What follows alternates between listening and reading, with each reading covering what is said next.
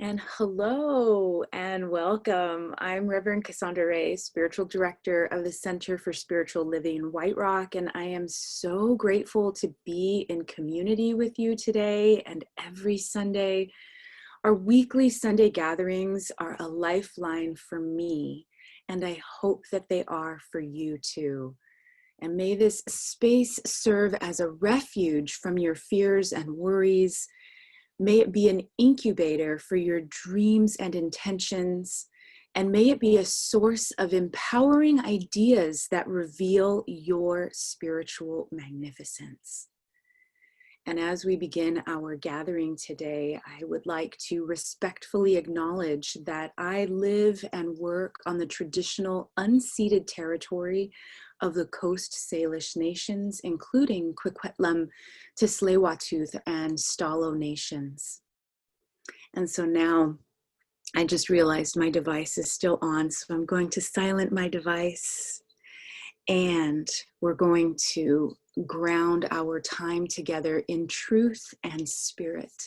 So I invite you to turn within, to close your eyes if you feel comfortable doing so, and to enter into that heart space, dropping down into that place where the soul is there, that infinite self that is right here in this ever-present moment, this individual connection to the divine, the source of all life. Yeah. Just breathing into that, I remember that this one source, this one power, this one consciousness, that it is infinite possibility, and that it is expanding and expressing with such creative power, wisdom, and grace, that it is a deep and profound love. And so I take this moment to remember that I am an extension, an expression of this one source, that it is who and what I am. And so I lay aside, resting all limiting ideas of myself, and I remember that there is no separation between the divine and me. And as I experience, recognize, and embody this oneness, I remember that it is true of each one present here right now. And how amazing it is to be nourished in spiritual community, in this gathering where each one of us is loved and embraced, accepted, so that the magnificence, the truth of our spiritual being can come forward. I know that this time together is intuitively guided by this inner wisdom, this inner presence of the One.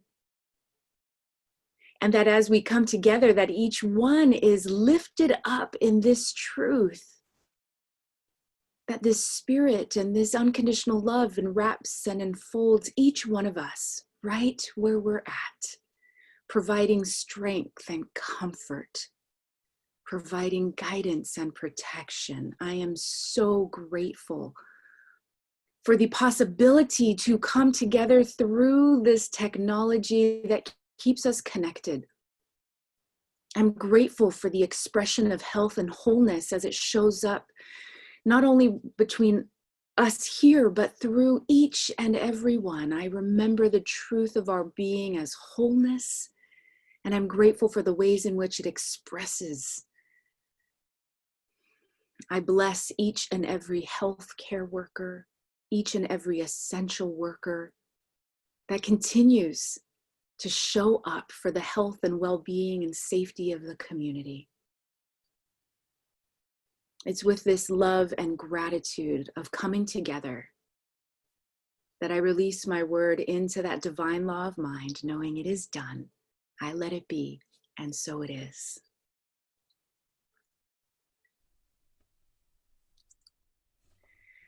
So at almost 80 years old, Parker Palmer wrote a book on aging as a passage of discovery and engagement. It's a beautiful, self-reflective book on what he's learned and learning about the self and the world. And it's a beautiful cover too. And he invites us to reflect as well. And it's been our book of the month for September 2020. And honestly, this little treasure of a book has been a lifeline for me.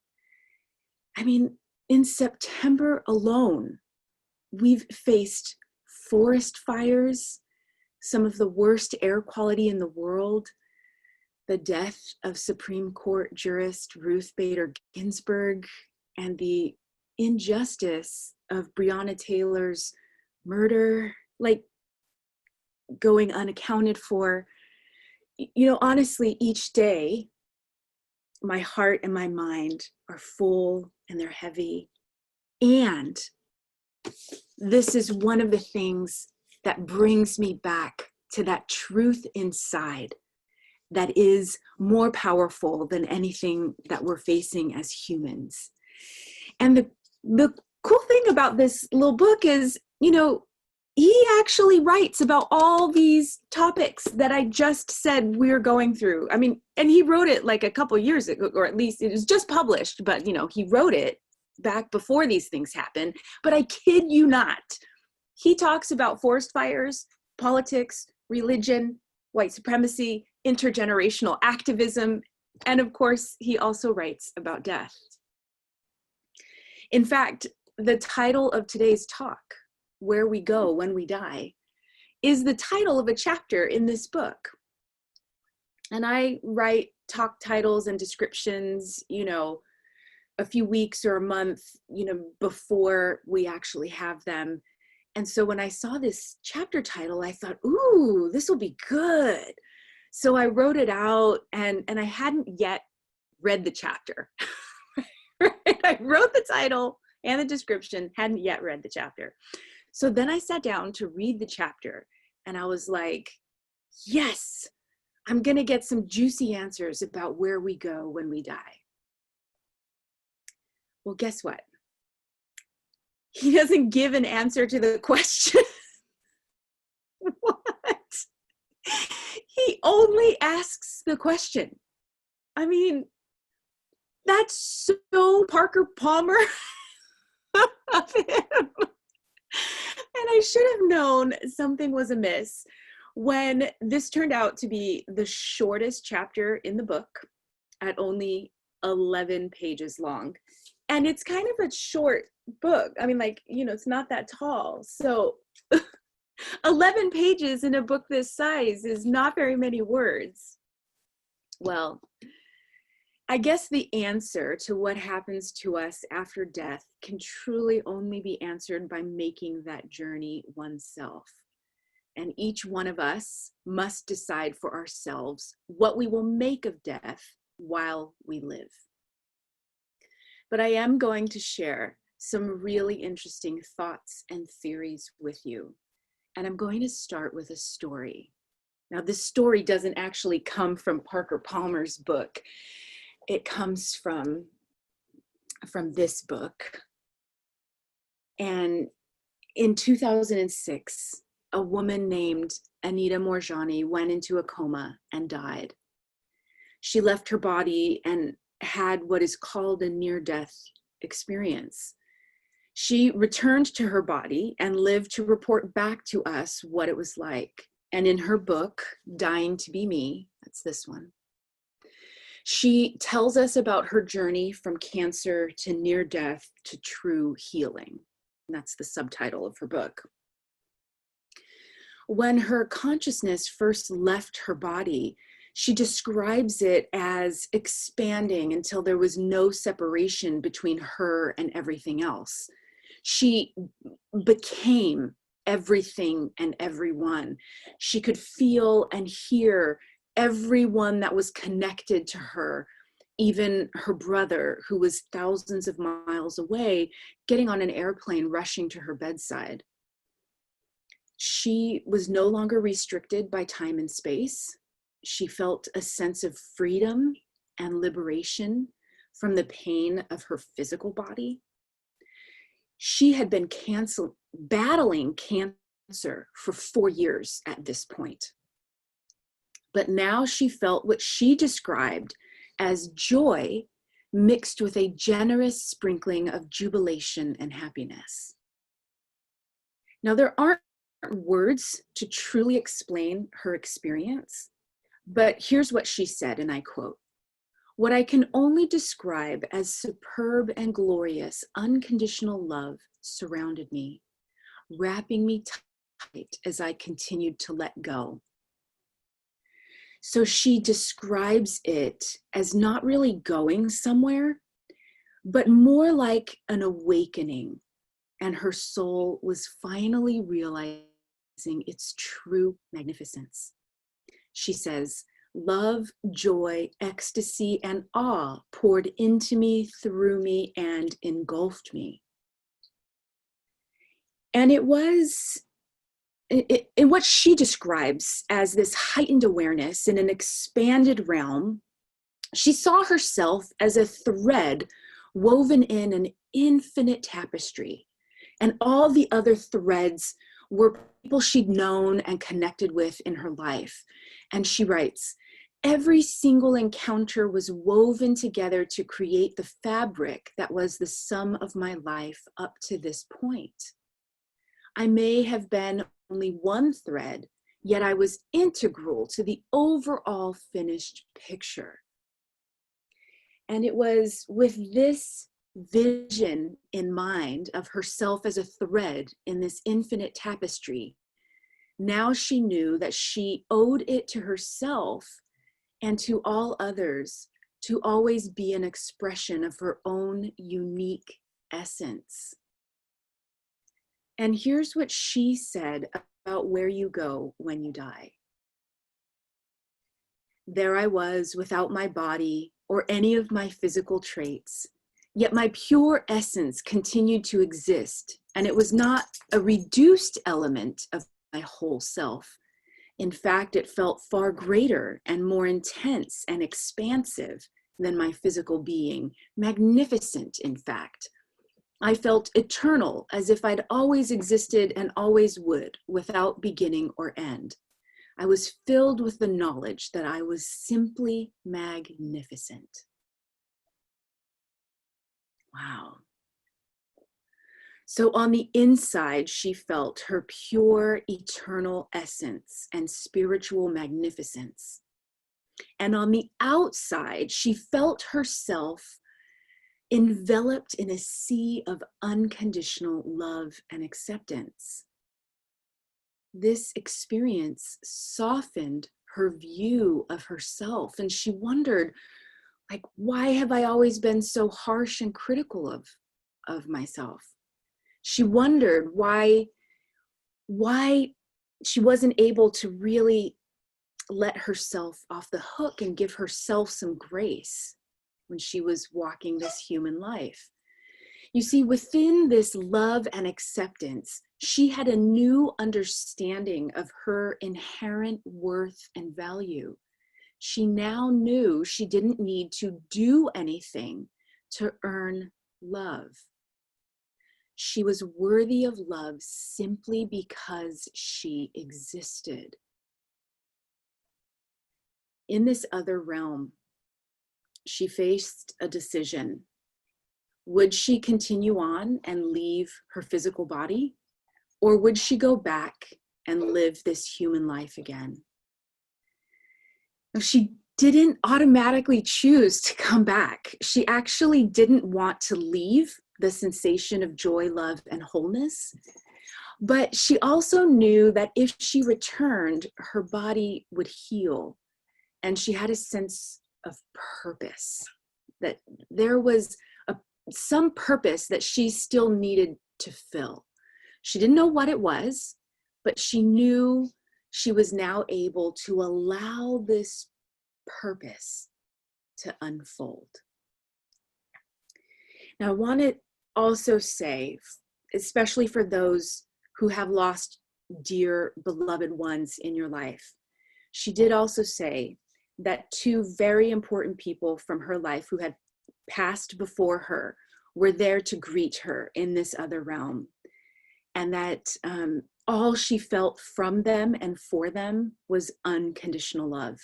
Even though their human relationships hadn't been perfect, all that remained in this new realm was the unconditional love at its core. So she chose to come back to her human life, and she has a message for us. Her purpose, her teaching, is for her to show us how to allow the purpose within us to unfold, just like she has experienced. So while I have literally only given you a tiny glimpse into her story, and this book, Dying to Be Me, I read it in like an afternoon or 2 afternoons maybe, because it's her memoir. She's just telling a story, and woven into it are these deep spiritual principles. It's a really beautiful book. I highly recommend it. But I'm going to tell you the ending. I haven't told you all the things that she goes through, but I am going to tell you the ending. So spoiler alert. She instructs us 3 things. And the first one is love yourself unconditionally. Love yourself unconditionally. The second one is to be yourself fearlessly. Be yourself fearlessly. I love how these 2 things go hand in hand, right? Love yourself and be yourself, and how they actually empower each other. It's like when you love yourself, you can be yourself. And when you are yourself, you can truly love yourself, because you're not pretending, you're not hiding. You are allowing that magnificence that is you to be alive in the world. And the third message that she has in her book is to enjoy yourself and not take yourself or life too seriously. So as you're loving yourself and being yourself, you also can enjoy as much of it as you can. And I truly believe that Parker Palmer would agree with Anita Moorjani's instructions. So in his 11-page chapter on where we go after we die, he shares with us the Benedictine precept to keep death daily before one's eyes. Now, initially, Palmer reacts to this idea with resistance, like who wants to think about death every day? But now he understands the brilliance of it, as explained by this quote from Brother David Stendhal Rast, a Benedictine monk, who said this: "The finality of death is meant to challenge us to decision, the decision to be fully present here now, and so begin eternal life. For eternity, rightly understood, is not the perpetuation of time on and on, but rather the overcoming of time by the now that does not pass away." The now that does not pass away. Okay, I see that here Palmer explains that keeping death daily before one's eyes does not mean looking away from one's life. It means looking more deeply into it. So that when we understand the time-limited gift of this human life, that is meant to inspire us to live authentically in the moment. So Palmer concludes, the most important thing we can do to prepare for death is to show up as our true selves as often as we can while we have life. As Brother David says, it's vital to be fully present in the moment and to be present with all we have, aware of our shadow as well as our light. Yeah, I think you would agree with Anita Moorjani. And of course, I can't give a talk on where we go when we die without checking in with the founder and author of Science of Mind, Dr. Ernest Holmes. I love my forays into the text and the glossary and the concordance so that I can dig and find out, okay, well, what did Dr. Holmes have to say about this topic? We do this every week. It's truly like the joy, of my week is researching and writing and coming together and sharing with you all what I discover. So here's what I discovered about Dr. Holmes. He writes, "We know that we are made of eternal stuff fashioned after a divine plan." Yeah, eternal stuff. So today I'm reminding you that you are made of eternal stuff. You come from a divine plan. Last week, we talked about this divine plan being nothing else other than love. So if you want to hear more about that, you can go back and listen to last week's talk. And I thought it would be really interesting, though, to just share with you what Dr. Holmes believed personally about this question. Because sometimes there's even as ministers, right, we have our personal ideas and then we have ideas that we prepare that are more theological. And so he shares his personal belief about where we go when we die in the Science of Mind text on page 385. And here's what he writes. "I believe in the continuation of the personal life beyond the grave, in the continuity of the individual stream of consciousness, with a full recollection of itself and the ability to know and to make itself known." So Dr. Holmes goes on to say that after death, each one of us maintains a continuous stream of the same consciousness and self-knowingness that you now possess, and that we are immortal now. He says, our contention is not that the dead person live again, but that a living person never dies. A living person never dies. And so we prepare not to die, but to live, he writes. We prepare not to die, but to live. And in the study course of the Science of Mind, Dr. Holmes teaches that there is a divine person in back of the personality. So each one of us has this divine person in back of our personality. And this divine person is a unique manifestation of God itself. And so he instructs us to study not to be alike, but rather to develop what we really are. And Anita Moorjani tells us to love yourself unconditionally, to be yourself fearlessly, and to have fun along the way.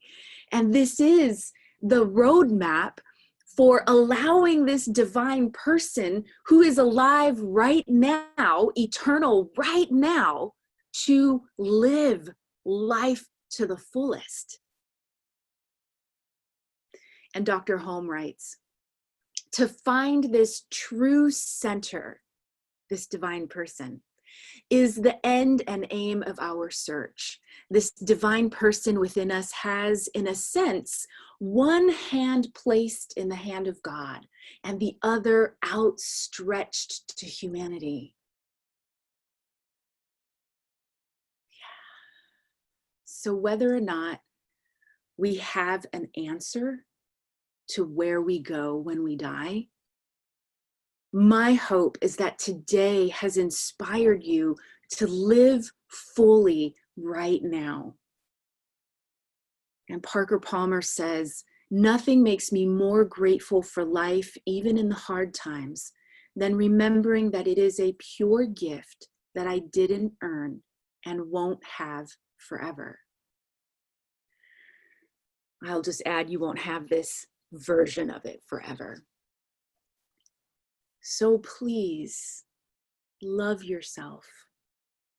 Be yourself fearlessly and enjoy yourself along the way as much as you can, knowing that your divine person, your infinite self, is always with you, guiding you, protecting you, and shining a light, a path of light into the darkness.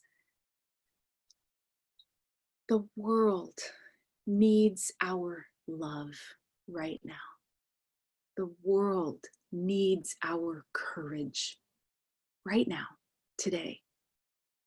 And I believe that it is your authentic expression that has the power to heal and to create.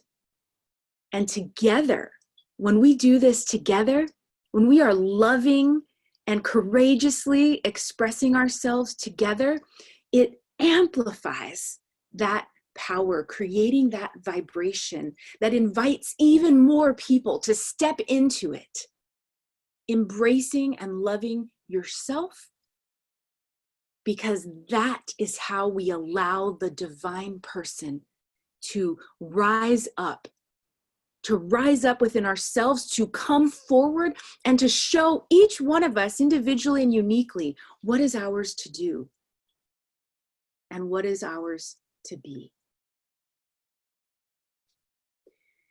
Because underneath it all, no matter what you're going through, no matter how hard it is or how much loss you've experienced in your life, underneath all of that is your magnificence.